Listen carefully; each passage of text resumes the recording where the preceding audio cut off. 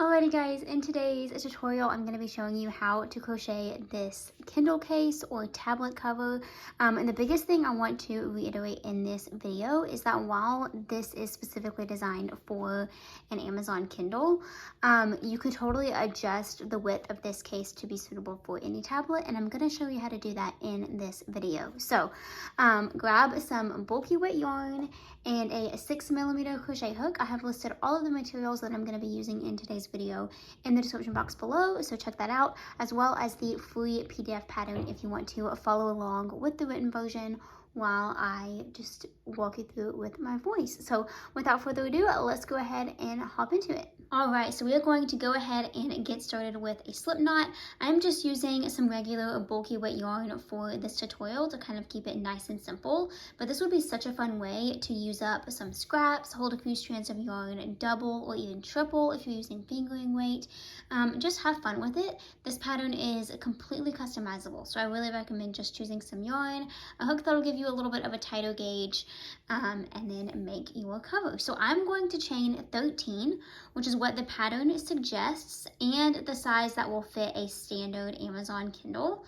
So I have 6, 7, 8, 9, 10, 11, 12, 13 chains. If you would like to make this wider, simply chain more chains. If you want to make it narrower, maybe you could do it for like a phone or something like that, simply chain less. And that is seriously all there is to it. This is a really simple pattern, and I want to just state that well in this tutorial. So I'm going to go ahead and get started on round 1. I'm going to skip this very first chain and then single crochet in each chain all the way across until I get to the end of my row. I'm just single crocheting in each stitch.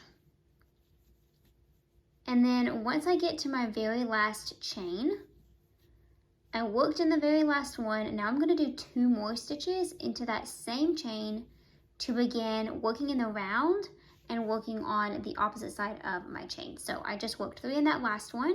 Now I'm going to start working in this stitch right here, so the bottom of that chain.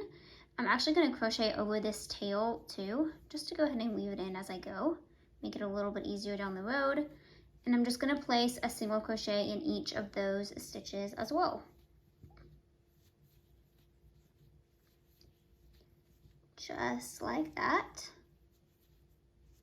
I'm gonna let that tail hang, and I'll trim that off in a little bit.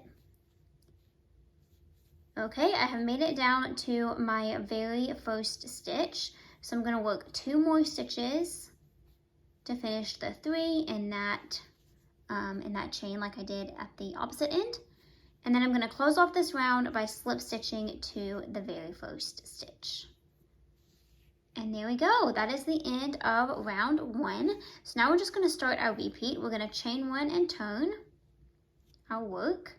We're gonna skip this first stitch because that is technically the slip stitch, and you might even find it helpful to place a stitch marker in this stitch right here. So the stitch that we slip stitched into is the first stitch of that original round. I'm gonna place a stitch marker in that one just so I remember to work into it, because sometimes when you're working in the round, when crocheting like this, it's a little bit easy to miss that stitch. So do whatever you feel the most comfortable with. You could place a stitch marker, you don't have to, completely up to you. So I'm gonna chain 1 and turn my work. And I'm gonna half double crochet in each stitch all the way around. So remember, I'm skipping that slip stitch, and I'm just gonna half double crochet in every single stitch all the way around. So this is a little bit unique in the sense that we're working in the round, but we're still turning our work. And that's just going to give us a little bit of texture and dimension. You don't have to. If it's easier for you to not turn when working in the round, it would still work if you just omitted that. You wouldn't have like a right or wrong side or anything like that. Personally, I like the look of the quote wrong side of half double crochet, and I wanted to add a little bit of dimension to this project. But again, you could totally omit that. All right, I'm approaching the end of my round. And remember, I placed that stitch marker, and that shows me that I'm going to work into that stitch. So here's my stitch with my stitch marker. You can see that it's just a little bit tricky to tell that it is a typical stitch, really because we've already worked into it and we did that slip stitch, and sometimes it just adds a little bit of confusion. So I'm going to take that out, work my half double crochet. I'm going to slip stitch into that very first stitch, and there is the end of round 2, and we can see that it's already starting to kind of build up on itself and form the case part.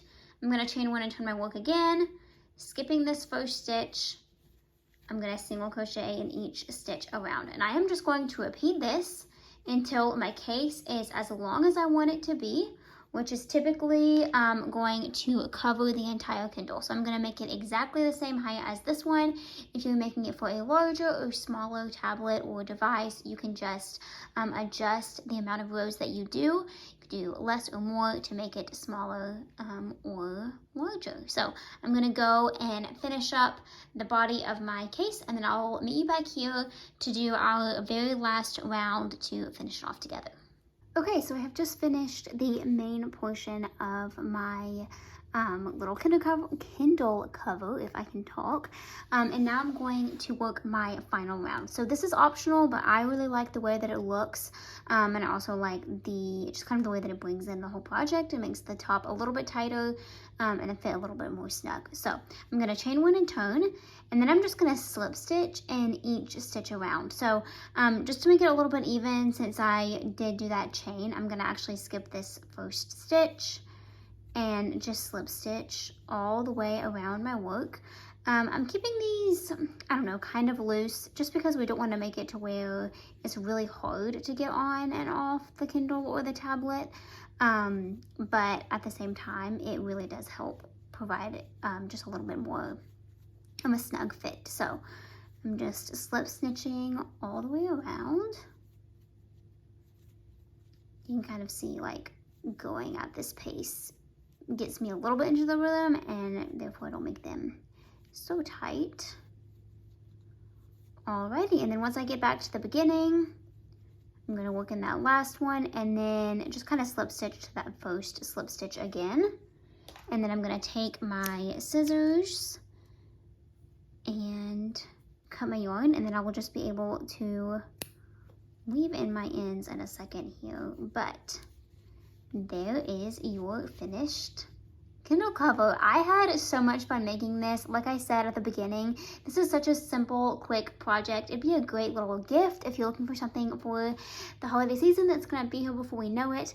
But at the same time, it's a nice way to just kind of give your Kindle or tablet or whatever a little bit more protection in whatever bag you might be keeping it in, and just add a little bit of a handmade touch to it, which is always a good thing. So I hope you enjoyed this tutorial. If you did, be sure to check out all of the links in the description box below.